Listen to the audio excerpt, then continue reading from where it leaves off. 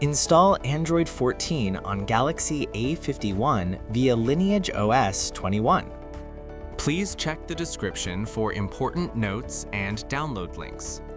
First, download ROM and GApps packages, then transfer the downloaded files to the phone's storage. Step 2. Boot your device into TWRP recovery. Step 3.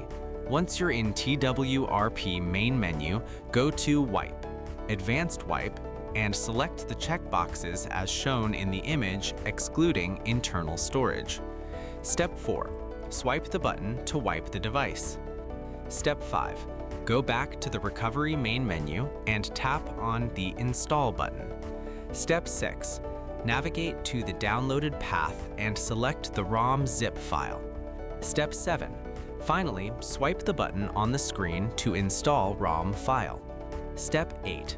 Once the ROM installation finishes, return to the main menu and install the GApps zip package in the same manner. Step 9. After GApps flashing completes, select Wipe Cache/Dalvik from the bottom left side of screen and swipe to wipe. Step 10. When the wiping process is completed, hit Reboot System. That's it! You have successfully installed the ROM on your device.